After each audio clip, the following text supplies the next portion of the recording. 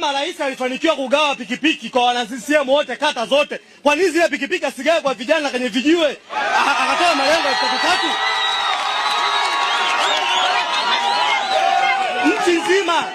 Nchi nzima hii rais kagawa pikipiki. Haya, kata ya Itunge kuna pikipiki, kata ya Mikoroshini kuna pikipiki. Zile pikipiki zingeenda kwa kufikia wale ambao kusema Mikoroshini, vijana Mikoroshini tumewapa pikipiki 2, mtaweka 3 kama Baba Levo alivyofanya kule, tuone kama vijana wangeandamana. Hakuna kitu kama hicho. Haya, sasa hivi nyewe serikali mnachokifanya, mnaenda China, mnatuchukulia watu wa mabonanza, mnawaleta Tanzania, mnaacha kwenda kuchukua watu, waleta kuweka hata viwanda vya matairi, bodaboda tununua matairi kwa bei ndogo, nyewe mnaenda kuletea watu sisi wa mabonanza. Si mabonanza ya nini hapa Tanzania? Hatuna shida na mabonanza. Serikali imeshinda kwa ajili vijana wote. Vijana wote mmeshinda kwa ajili. Basi nendeni China mnakoenda, mkachukua wale watu wanaohusika na viwanda vya matairi, mwambie tumekupa eneo hili bure, tengeneza kiwanda, watu watuajiri. Kwenye swala la bodaboda.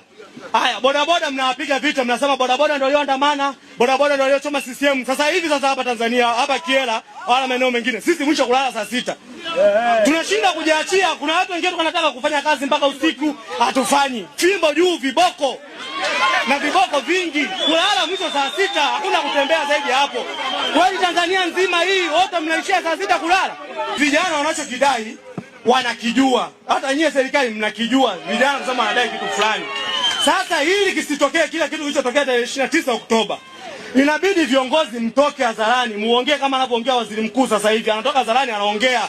Tunaomba waziri wa vijana, wewe ni mwenzetu.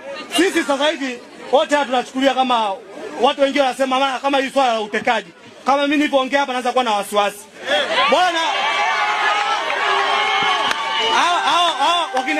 wakina Heche ni watu wakubwa. Wanaongea, wana ulinzi, ila bado wanachukuliwa, wanatekwa.